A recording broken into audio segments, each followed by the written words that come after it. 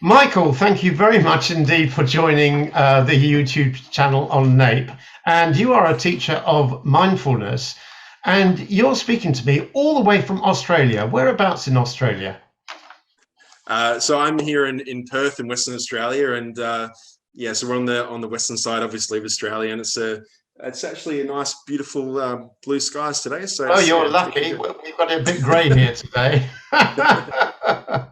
And in terms of the way the Australian primary schools approach this side of the curriculum, and you've said that you are a teacher as well as a primary school teacher, as well as a teacher of mindfulness, and you've got quite a following, I know, across the world. How do Australian primary schools approach this subject?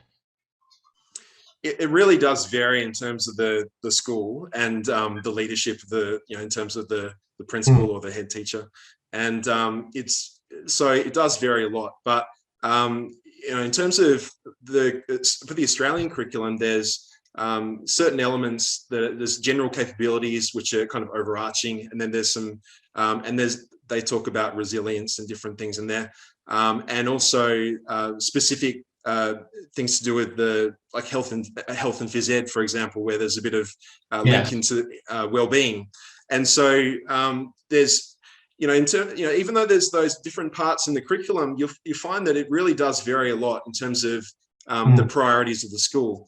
And so what I'm finding, though, that there is definitely an increase, though, in terms of interest in teaching mindfulness in primary schools, particularly from schools.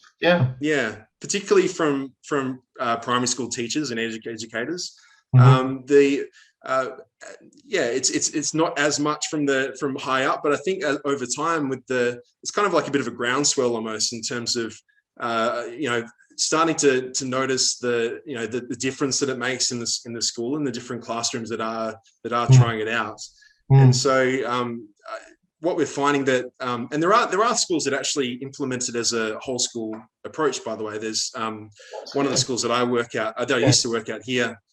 They implement it fully within the school, to the point where every meeting they have 5 minutes of mindfulness at the start of the meeting, and for the staff, so it's so it can be done. I've seen it, and it has a massive impact in terms of the culture of the school, and in terms of leading by example. And so and it kind of you kind of need I watched one of your videos in terms of you talked about transformational leadership. Yes. That was a conference. And it's you kind of need a bit of like a transformational leader sometimes, in terms of starting to incorporate it. You need someone with a really good, communication skills. What about children as well? How are the children involved with the mindfulness side of this? The students tend to feel like, from my experience, and also in terms of the research in the peer-reviewed journals, the evidence is showing that it helps students to feel more calm, less stressed, less anxious, less angry. So the behavioural issues tend to be a lot less when we're incorporating it into the classroom regularly. So not just like once every so often, but actually trying to practice it regularly where we can, like 4 or 5 times a week. And also, just in terms of attention as well, because one of those things is with mindfulness is it's like it helps to build the muscle of attention. It's almost like a muscle, and so it takes some repetition, though. It's not just like through one time. It's like going to the gym. You got to go regularly to actually feel the benefits. So, but that attention, everything else goes through that, all the different subjects. And so it is, even though there's the mental health aspects and the well-being aspects, just attention, and for students to be attentive in class, I mean, that in itself is a really good reason to be starting to practice mindfulness. What about those children who have specific learning difficulties, and as part of that difficulty do have attention difficulties anyway? Yeah, so there's And we kind of cover this in one of the courses I do, one of the professional development courses. Yes, but we'll talk about it's in terms of, so there's specific things we can do for students, particularly with ADHD and with ASD, with autism.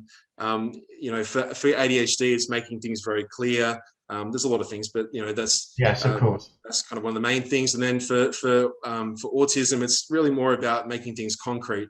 And we kind of go through it in terms of how to do that in our course as well. If we go on to resources, and you do a number of courses, but one which caught my eye on Facebook was a sort of free introductory course, which sort of rapidly gained my attention.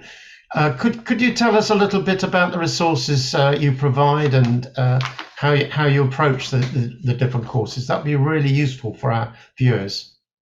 Yeah, of course. So we have a free Mindfulness in the Classroom PD, professional development webinar, which is available for anyone in the world. But it has 5 mindfulness lessons provided into like an digital version of that you get.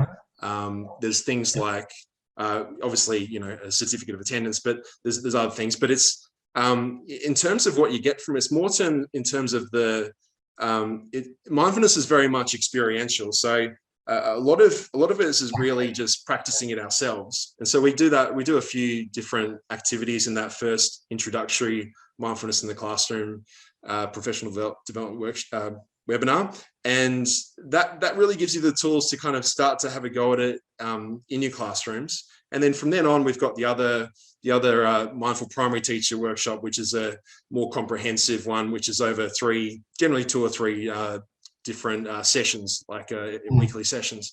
And and that goes into a lot more detail. But the free one, it really goes into what mindfulness is, the benefits, and gives you that a simple structure to use within your class as well, that they can learn to the point where maybe they might practice it outside of the classroom as well, which that would have some massive benefits in terms of how they're feeling. Great.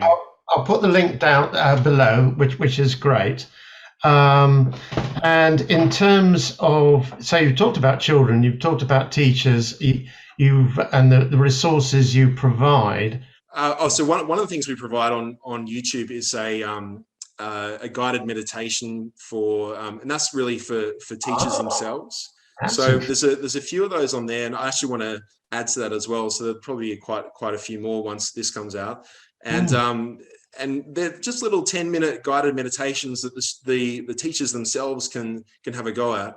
And by the way, when we're talking about meditation or like a seated mindfulness practice, it doesn't have to be something long. It could be just 10 minutes. It doesn't have to be hours and hours on end. So it's it's something that can really make a massive difference in terms of how we are in the classroom and our behavior management and really connecting with our students in terms of which helps with the behavior as well. So. Well, in terms of, is there any research out there which sort of provides the evidence about giving a class a sort of greater sense of calm and better attention? What sort of research is out there? Yeah, 3 main areas in terms of the benefits that's backed by research. And I'm happy to give you the link for that as well. But basically, please, yes, if you would, I'll put it below in the description. So the first one is attention. And so that's a big one in our classroom. The second one is in terms of social and emotional learning. So which is increasingly becoming more important. And the third is around resilience, which I don't know about in the UK, but in Australia, that's a big kind of it's increasingly becoming more important for the schools in terms of building that. And and that's around that. Sorry. That's around that. I would agree with that, and it's something which is increasingly popular in England in terms of whatever the obstacle, keep going. So for that reason, I think that's pretty valuable. You run workshops, as far as I can, or webinars and resources all over the world. Do you have many in the UK at all, or surrounding area of UK? But yeah, well, we provide them really just online at the moment, mostly. In the UK, it's online. So yeah, all of the workshops are available internationally, whether you're in the UK or wherever.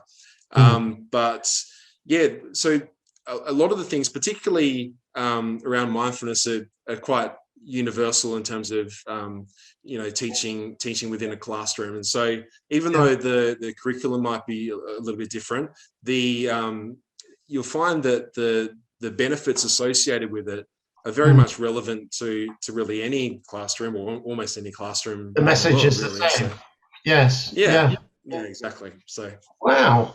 Is there anything else you wanted to add to our little video conversation this morning or this evening?